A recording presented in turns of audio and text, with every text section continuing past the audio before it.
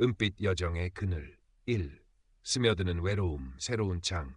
가을볕이 유리창을 넘어와 박은혜 여사의 낡은 자개장 위에서 부서졌다. 72해 그 빛바랜 세월만큼이나 깊은 주름이 그녀의 온화한 미소 뒤에 숨어 있었다.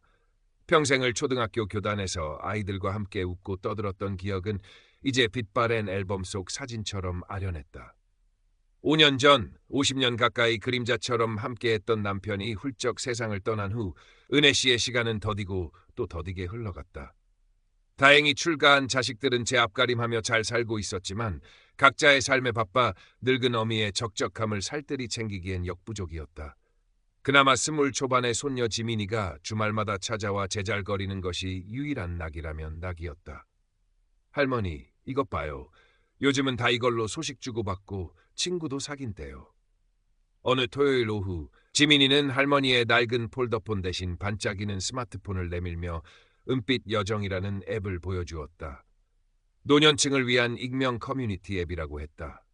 처음에는 손사래를 치던 은혜 씨도 손녀의 성화에 못 이겨 더듬더듬 스마트폰 사용법을 익히기 시작했다.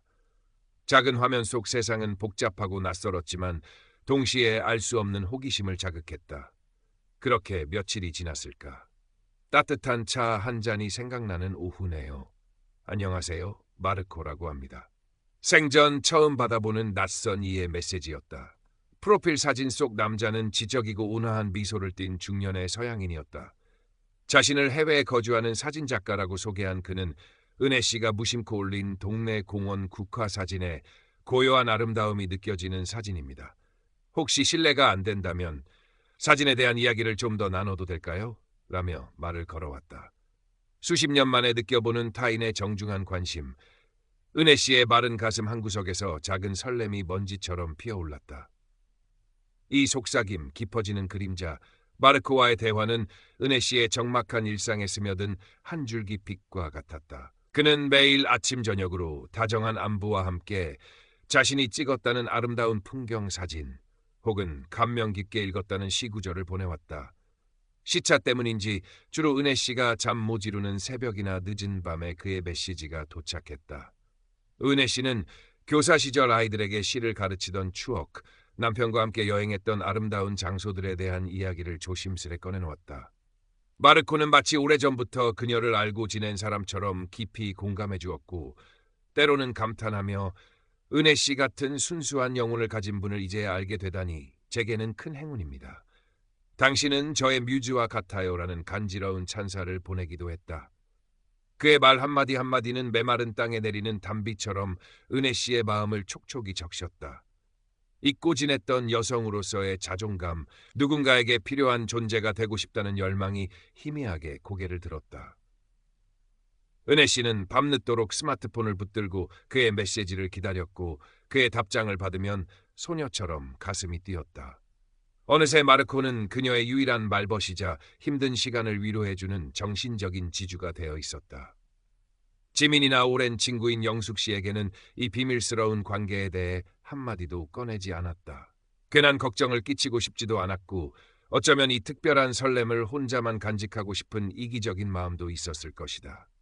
은혜 씨, 혹시 제 부탁 하나 들어주실 수 있을까요? 2달쯤 지났을까 어느 날 마르코는 평소와 달리 조심스러운 어투로 말을 꺼냈다. 한국에서 개인 사진전을 열 계획인데 갑작스러운 계약 문제로 소액의 자금이 급히 필요하게 되었다는 것이었다. 그는 정말 면목 없습니다. 은혜 씨께 이런 부탁을 드리게 될 줄은 꿈에도 몰랐습니다. 하지만 지금 제 사정을 편하게 이야기하고 도움을 청할 수 있는 분은 은혜 씨밖에 떠오르지 않았습니다. 이 은혜는 절대 잊지 않고 전시회가 성공적으로 끝나면 반드시 이자까지 넉넉히 쳐서 돌려드리겠습니다. 라며 간곡하게 말했다. 평생 남에게 돈 문제로 아쉬운 소리 한 번 안 하고 살아온 은혜 씨였다. 자존심이 상하기도 했고 선뜻 내키지 않는 것도 사실이었다. 하지만 그의 절박한 목소리, 당신만이 나를 이해해준다는 그의 말, 그리고 그동안 그에게서 받았던 따뜻한 위로와 관심이 그녀의 판단력을 흐리게 했다. 이 정도 돈은 내가 조금 아껴 쓰면 마련할 수 있지 않을까. 그 사람이 얼마나 힘들었으면 나한테까지 이런 부탁을 했을까. 짧은 갈등 끝에 은혜 씨는 자신의 비상금 통장에서 300만 원을 찾아 마르코가 알려준 계좌로 송금했다. 송금 확인 메시지를 보낸 후 마르코는 거의 울먹이는 목소리로 정말 감사합니다, 은혜 씨. 당신은 제 생명의 은인입니다. 이 은혜 평생 잊지 않겠습니다. 라며 감격해했다. 그 말을 듣는 순간 은혜 씨는 자신이 아주 중요한 일을 해낸 것 같은 뿌듯함과 함께 그와의 관계가 더욱 특별해졌다는 착각에 빠져들었다. 그녀는 몰랐다. 그것이 깊고 어두운 그림자의 시작이라는 것을. 3. 균열. 외면하고 싶은 진실. 할머니, 요즘 밤에 잠도 잘 안 주무시고 누구랑 그렇게 맨날 카톡하세요? 표정도 전이랑 좀 다르신 것 같고. 주말에 찾아온 지민이가 걱정스러운 눈빛으로 물었다. 스마트폰 사용 시간이 부쩍 늘고 혼자 웃음 짓거나 깊은 생각에 잠기는 할머니의 모습이 예사롭지 않아 보였기 때문이다. 오랜 친구인 영숙 씨도 며칠 전 동네 경로당에서 만났을 때 은혜야, 너 요새 얼굴이 반쪽이다. 무슨 일 있는 거 아니지? 인터넷에 하도 이상한 놈들 많다니까 사람 너무 믿지 말고 조심해라며 뼈 있는 말을 던졌었다. 은혜 씨는 애써 태연한 척하며 나이 많은 사람도 친구 사귈 수 있는 거야. 별일 아니니 걱정들 말하고 둘러댔지만 마음 한구석에서는 불안감이 스멀스멀 피어올랐다. 마르코가 가끔 보여주는 어색한 한국어 표현이나 자신의 구체적인 회사 정보나 작품 활동에 대해 물으면 교묘하게 화제를 돌리는 그의 태도가 아주 가끔, 아주 잠깐 동안이지만 마음에 걸렸던 것이다. 하지만 그럴 때마다 마르코는 제가 외국 생활을 오래 해서 한국어가 좀 서툽니다. 이해해 주세요. 제 작품 세계는 직접 만나서 보여드리고 싶습니다. 말로 설명하기엔 너무 부족해서요라며 은혜 씨의 의심을 잠재웠다. 혹은 저를 못 믿으시는군요. 제 진심을 몰라주시다니 너무 슬픕니다. 은혜 씨마저 저를 오해하시면 저는 정말 기댈 곳이 없습니다라며 오히려 그녀가 죄책감을 느끼도록 만들었다. 그러면 은혜 씨는 내가 괜한 의심을 했구나. 그 사람처럼 순수하고 따뜻한 사람이 나를 속일 리가 없어라며 스스로를 다독였다. 외면하고 싶은 진실의 균열 앞에서 그녀는 오히려 마르코에 대한 믿음을 더욱 단단히 쌓아 올리려 애썼다. 첫 번째 송금 이후 마르코의 요구는 점점 더 다양해지고 대담해졌다. 어머니가 갑자기 쓰러지셨는데 급하게 수술비가 필요합니다. 은혜 씨, 이번 한 번만 더 도와주실 수 없을까요? 드디어 한국에 당신을 만나러 갈 준비를 하고 있습니다. 비행기표와 체류비를 마련해야 하는데 조금 부족합니다. 우리가 만날 날을 생각하며 조금만 힘을 보태주세요. 제 작품이 운 좋게 국제적인 사진 공모전에서 대상을 받게 되었습니다. 시상식 참석 비용과 작품 운송비가 필요한데 이 영광을 당신과 함께 나누고 싶습니다. 그럴듯한 이유와 감성에 호소하는 그의 말에 은혜 씨는 이미 깊어진 감정과 그가 곧 한국에 와서 모든 것이 해결되고 어쩌면 남은 생을 함께할 수도 있을 것이라는 헛된 희망에 사로잡혀 이성을 잃어갔다. 그녀는 자식들에게 물려주려고 차곡차곡 모아두었던 정기예금을 해약했고 오래전에 들어두었던 작은 보험까지 깨서 돈을 보냈다. 은행 창구에서 큰 돈을 인출할 때마다 은행원의 의심스러운 눈초리를 느껴야 했지만 아들 사업 자금 보태주는 거예요 라며 둘러댔다. 마르코에게 돈을 보낼 때마다 그는 더욱더 애틋한 사랑의 언어들을 속삭였고 은혜 씨는 그것이 진실이라고 진실이어야만 한다고 스스로에게 주문을 걸었다. 어느덧 그에게 넘어간 돈은 그녀의 노후 자금 대부분을 차지하게 되었고 통장 잔고는 바닥을 드러내고 있었다. 하지만 이미 너무 멀리 와버린 길, 그녀는 멈출 수도 되돌아갈 수도 없었다. 4. 절정, 무너지는 환상. 그날따라 하늘은 유난히 맑고 푸르렀다. 하지만 박은혜 씨의 마음은 먹구름이 잔뜩 낀 듯 무겁기만 했다. 마르코는 어제 또다시 다급한 목소리로 연락을 해왔다. 한국에서의 전시회 개최를 위해 마지막으로 필요한 자금이라며 이번이 정말 마지막 부탁이라고 이 돈만 해결되면 당장 다음 주라도 한국행 비행기에 오르겠다고 애원했다. 액수는 자그마치 1,000만 원. 이제 그녀에게 남은 돈은 오래된 단독주택의 보증금 일부가 전부였다. 이것만 해결되면 정말 그 사람을 만날 수 있는 걸까? 내 남은 인생을 기댈 수 있는 따뜻한 사람을. 은혜 씨는 떨리는 손으로 은행을 향했다. 하지만 창구 직원의 표정이 심상치 않았다. 어르신, 최근에 너무 큰 금액을 자주 송금하시는데 혹시 무슨 안 좋은 일에 연루되신 건 아닌지요?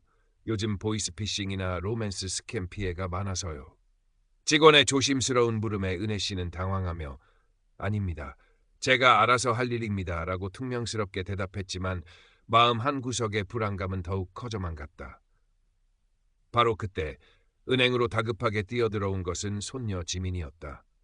며칠 전부터 할머니의 불안한 모습과 잦은 외출을 수상하게 여겼던 지민은 우연히 할머니 방에서 마르코와 주고받은 카톡 메시지 일부와 해외 송금 영수증 몇 장을 발견했던 것이다. 사진작가 마르코, 해외 전시회, 낯선 이름과 석연치 않은 내용의 지민은 곧바로 인터넷 검색을 시작했다. 그리고 충격적인 사실을 발견했다. 마르코가 할머니에게 자신의 작품이라며 보내준 사진들은 이미 인터넷에 널리 알려진 유명 사진작가들의 작품을 도용한 것이었고 그가 언급했던 해외 주소 역시 존재하지 않는 유령 주소였다. 할머니, 이 돈 보내시면 안 돼요. 저 사람 사기꾼이에요. 지민은 울먹이며 할머니의 팔을 붙들었다. 은행 직원의 만류와 지민의 절규 속에서 은혜 씨는 혼란스러움에 몸을 떨었다. 그 순간 스마트폰이 울렸다. 마르코였다. 은혜 씨 지금 뭐 하시는 겁니까?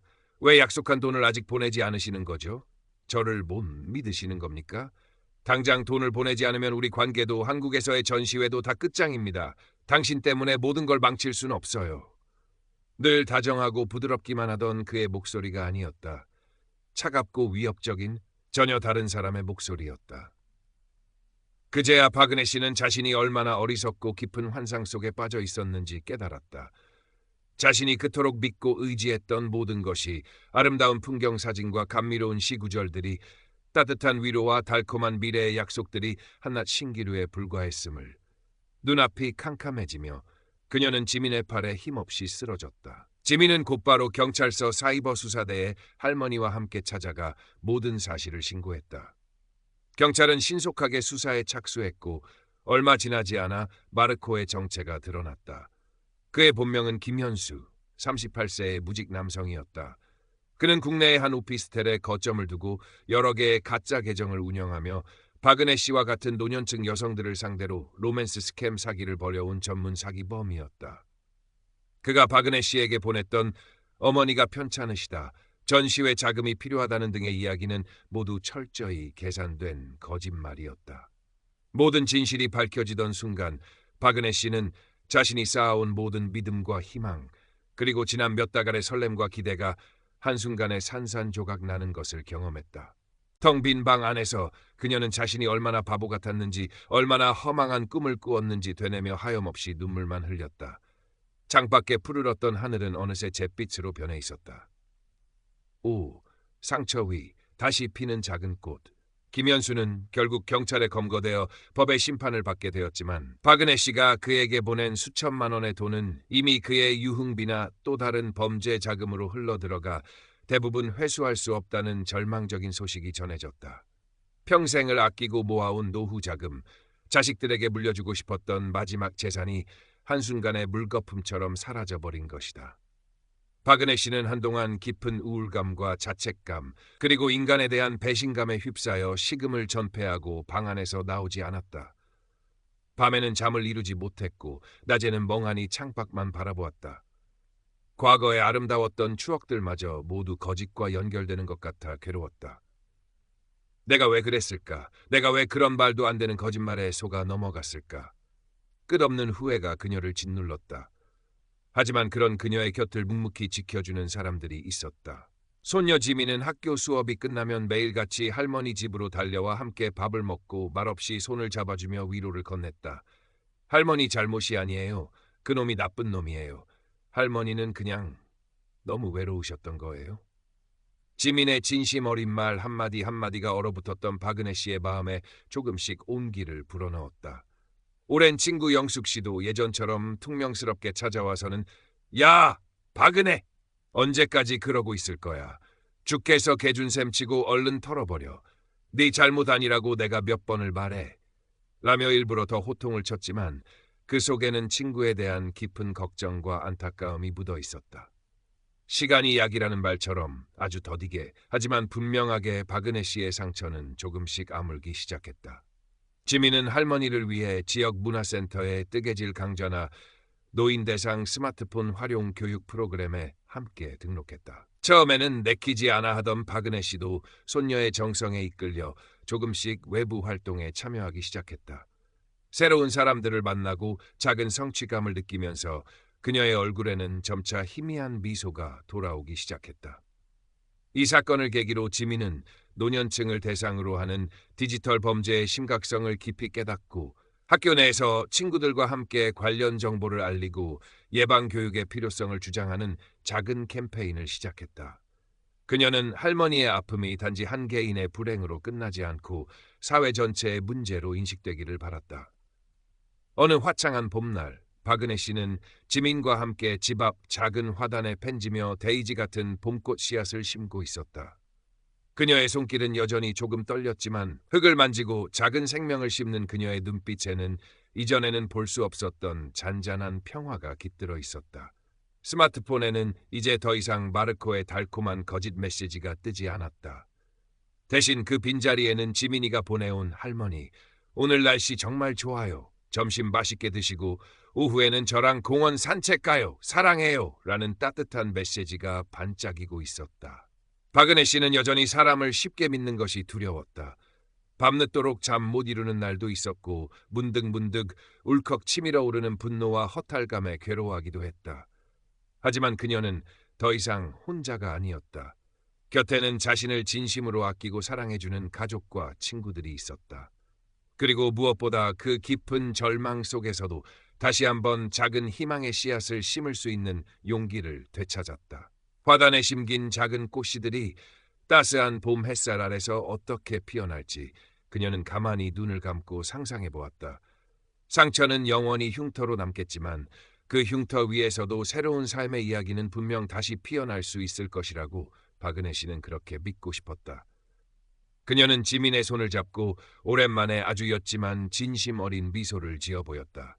그 미소는 마치 긴 겨울을 이겨내고 마침내 피어난 한 송이 수선화처럼 슬프도록 아름다웠다.